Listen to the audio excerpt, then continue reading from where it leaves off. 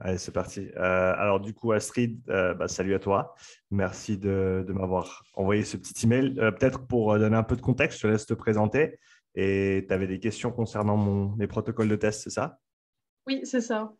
Du coup, je m'appelle Astrid et je suis étudiante en Master STAPS à Chambéry. Mhm. Et les questions, en fait, je me suis renseignée, enfin, j'ai pas mal regardé tes vidéos parce que j'avais un dossier sur des tests d'effort, notamment physio, Mhm. à faire. Et du coup, il y avait pas mal d'infos que j'ai regardées dans tes vidéos.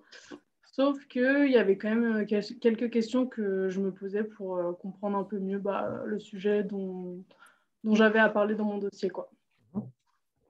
Super, bah écoute, je te laisse attaquer.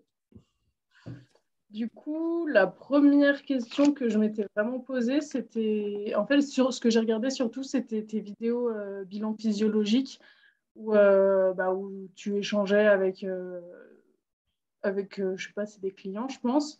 Client athlète, ouais. Voilà. Et, euh, et je regardais à chaque fois les données un peu que tu leur donnais, ce que tu avais pu calculer et tout. Et ce que je me demandais, c'était surtout pour tout ce qui, dans le tableau, tout ce qui correspondait au domaine d'intensité, zone d'entraînement, Mhm. etc. Mhm. Je me demandais comment tu faisais pour trouver les intensités, parce qu'en fait, au début, je pensais que c'était toujours les mêmes valeurs, par exemple, inférieures à 120 BPM, ça va être modéré, élevé, sévère, etc. Et je savais pas trop. Et en fait, ensuite, je me suis rendu compte que selon les personnes, les valeurs changeaient. Et du coup, je savais pas trop comment on pouvait, comment tu faisais pour interpréter ça et trouver ces résultats. Ouais, c'est une bonne question. Je pense que, et à mon avis, c'est le but premier d'un test d'effort, dans le sens où pouvoir déterminer les zones d'intensité d'entraînement de chacun, c'est super important pour ensuite que les entraînements ils produisent les effets qu'on recherche. À savoir que si tu élicites pas la bonne réponse physiologique, eh ben, tu vas pas avoir les réponses ou les adaptations derrière. Donc, l'idée, c'est, comme tu l'as bien dit, trouver, déterminer d'abord ces seuils métaboliques, ces seuils physiologiques qu'on connaît, premier seuil, deuxième seuil. Après, suivant qui tu regardes, suivant les outils de mesure que tu as, ils vont être appelés différemment. Tu peux avoir un seuil du lactate 1, tu peux avoir un seuil ventilatoire 1, tu peux avoir le seuil de l'échange gazeux, donc ça c'est le seuil 1 également. Maintenant, tu as le HRV aussi, ou la variabilité de la fréquence cardiaque qui te permet de déterminer ce premier seuil. Parce qu'en fait, c'est une réponse physiologique qui se manifeste à tous les niveaux, au niveau respiratoire, au niveau métabolique, au niveau de la lactatémie, au niveau nerveux. Et donc, ce que je fais, c'est que j'utilise toutes les données que je collecte, en tout cas celles que je peux utiliser pour l'interprétation, pour déterminer en gros ces deux points d'inflexion importants, ces deux seuils. Donc, premier, deuxième seuil. Et à partir de là, eh ben, je détermine, comme tu l'as vu, les domaines d'intensité et par la suite les zones d'entraînement. Donc, si j'avais le lactate, je pourrais utiliser le lactate avec ce premier point d'inflexion. Le deuxième, il y a un peu plus de controverse autour en termes de voilà, quel calcul tu utilises pour déterminer ton deuxième seuil, parce qu'il y a plein de manières de le calculer et 2 et 4 millimoles, c'est trop simpliste et ça ne s'applique pas à tout le monde de manière assez correcte pour le faire. Donc, ce que je fais, c'est que j'utilise les mesures ventilatoires pour voir si je peux trouver ces points d'inflexion au niveau de la façon dont la personne respire. Ensuite, je vais regarder l'oxymétrie musculaire avec les MOXY. Donc là aussi, en gros, le MOXY va te donner un signal qui est très étroitement lié à celui du lactate de manière inverse. Donc, quand tu as l'oxymétrie qui descend, tu as, le lactate qui va monter. Je n'ai pas la lactatémie encore, mais c'est quelque chose que j'aimerais rajouter aussi pour continuer à confirmer, si tu veux, toutes les autres interprétations que je fais, parce que plus tu as d'informations et mieux tu peux trianguler ces valeurs-là. Et moins tu utilises de valeurs différentes et plus tu es à la merci d'une faute d'interprétation ou de calcul ou autre.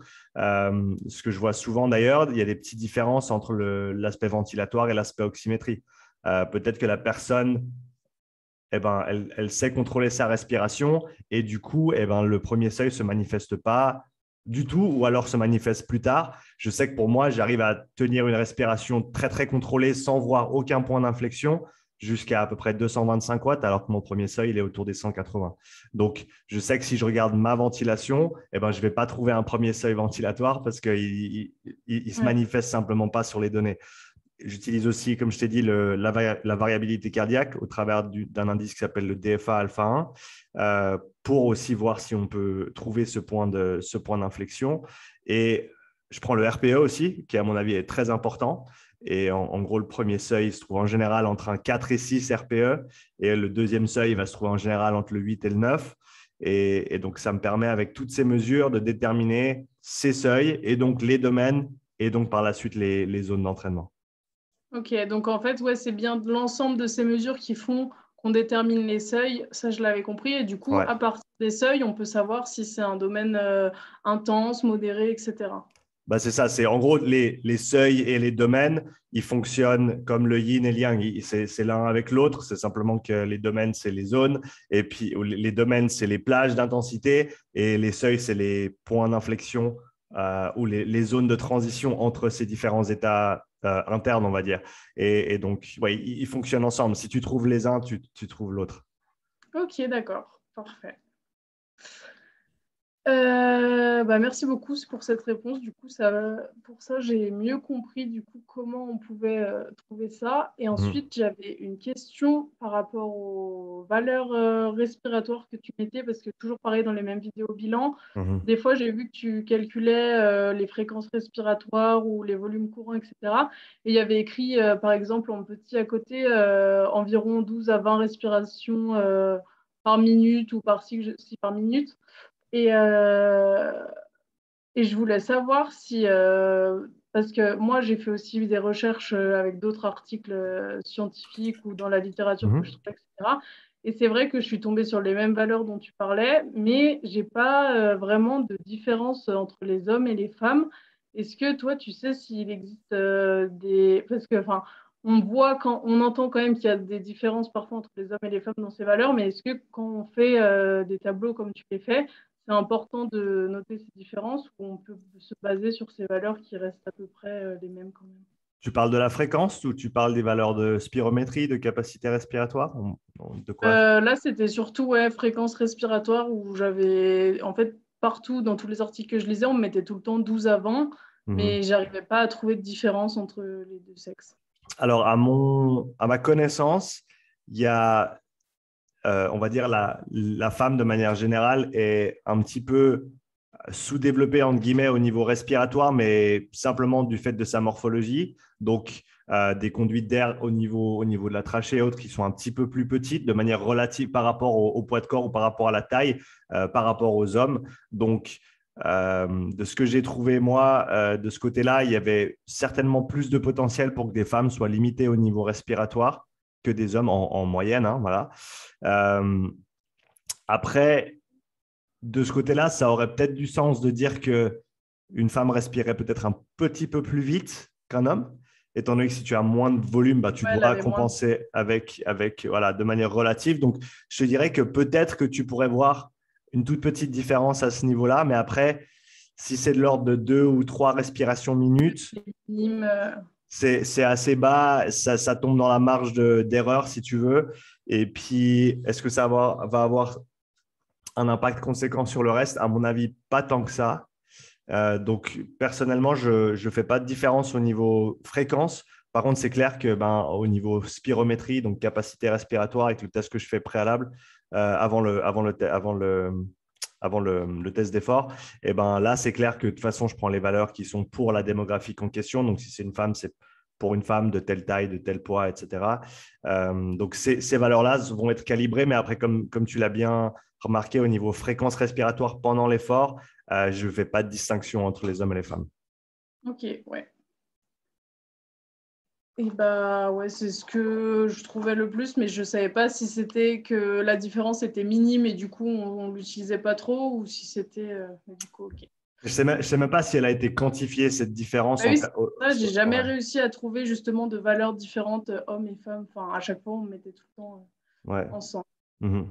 Il y a un papier je crois que c'est Jerome Dempsey qui parle des limitations respiratoires ou des limitations du système respiratoire à l'effort, qui en gros passe en revue, et c'est une revue de l'année dernière, il me semble, voire de juste la fin 2020, qui touche justement sur tous les aspects respiratoires, quelle partie de notre système respiratoire peut être limitant ou pas. selon les conditions. Et il parle des différences subtiles qu'il y a entre les hommes et les femmes à ce niveau-là. Donc ça, c'est peut-être un papier intéressant à regarder. Je ne me rappelle plus le nom, mais je peux certainement le retrouver si tu en as besoin. Non, mais après, en fait, j'avais trouvé beaucoup d'articles justement pareil qui expliquaient une différence, par exemple, de la taille de la cage thoracique ou, comme tu disais, être haché ou quoi. Mhm. Mais en fait, ils évoquaient ça sans donner de réelle valeur. Donc, je me disais, il y a Ouais, peut-être une légère différence, mais au final, au niveau des valeurs, ça se constate pas plus que ça, quoi. ouais, non, je pense que je suis avec toi là-dessus. Ok.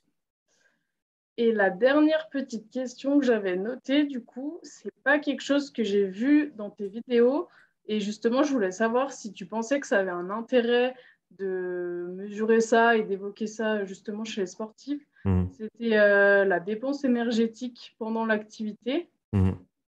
Et j'ai vu certains articles qui en parlaient et je sais pas, enfin, en fait, je sais pas réellement si ça peut être intéressant de l'évoquer, si c'est un réel intérêt pour les sportifs, parce que j'ai vu que ça pouvait être un indicateur quand même de la performance et c'était un peu lié aussi à l'économie de course dont tu pouvais parler dans tes vidéos, Mhm. mais je savais pas trop comment interpréter ces données, si c'était pertinent ou pas trop de l'utiliser. Alors, je pense que tu pourrais le faire. Moi, j'ai que les données de VO2 avec le VO2 Master. Je pense que, à mon avis, là où ça devient vraiment intéressant, c'est une fois que tu as les substrats, donc une fois que tu peux faire la différence entre le CO2 et l'oxygène, et tu peux déterminer proportion des graisses, proportion des sucres. Là, ça devient super intéressant. Et comme tu l'as dit, au niveau économie, tu peux être beaucoup plus précise que ce que je peux faire moi maintenant avec l'oxygène uniquement. Et en plus de ça, je dirais presque que les 4 minutes que j'ai, elles sont peut-être un tout petit peu courtes pour pouvoir vraiment extraire quelque chose de pertinent à ce niveau-là. Il faudrait peut-être des paliers de, je ne sais pas, disons 10 minutes avec peut-être les 5 dernières minutes où tu prends une moyenne dessus. Peut-être que là, tu as quelque chose d'un petit peu plus stable et d'un petit peu plus cohérent. Je pourrais peut-être le faire avec les 4 minutes que j'ai, en prenant les 2 dernières minutes, par exemple.